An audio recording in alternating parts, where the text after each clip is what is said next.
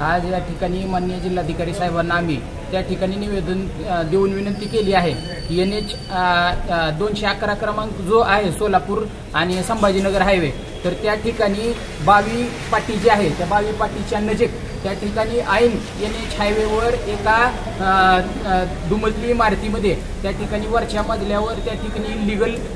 जुगार चालतो। त्या ठिकाणी जुगार अड्डा आहे आणि त्या जुगार अड्ड्यामध्ये नशापानीसह तो जुगार चालतो। तर एकंदरीत आपण जर परिस्थिती बघितली तर मद्यधुंद अवस्थेत आणि नशापानी करत त्या ठिकाणी 24 तास किंवा जेवढा वेळ क्लब चालणार आहे तो डाव चालतो त्या पद्धतीनं हे जुगार अड्डा चालत असतो। आणि त्या ठिकाणी जी जी मागणी केली जाते त्यांच्या माध्यमातून त्या ठिकाणी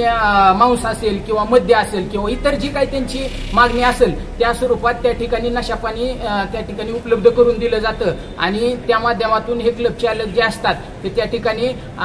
अवैध पद्धतीनं ह्या जुगार अड्डा चालवून त्या ठिकाणी काम करतायत। तर एकंदरीत आपण जर बघितलं तर राज्यातली सध्याची परिस्थिती ही टेंडरांची त्या ठिकाणी भरपूर वाढलेली आहे। पुण्यातलं जर प्रकरण ऐन 5 दिवसाखालचं आपण जर बघितलं तर एका त्या ठिकाणी हॉटेलमध्ये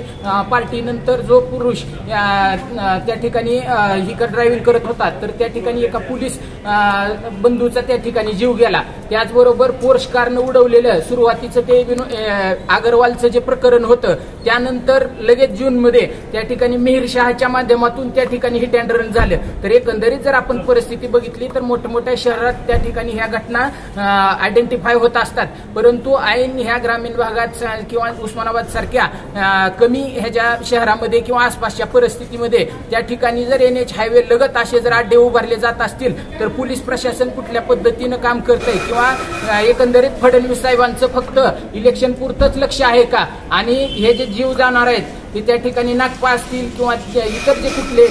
जीव जात आहेत कोस्टा वगैरे किंवा अनिस असतील तर असे अजून किती वेळ जाणार आहेत हे जर हे थांबलं नाही तर त्या ठिकाणी मोठ्या स्वरूपात तीव्र आंदोलन युवा सेनेच्या वतीने छेडलं जाईल याची नोंद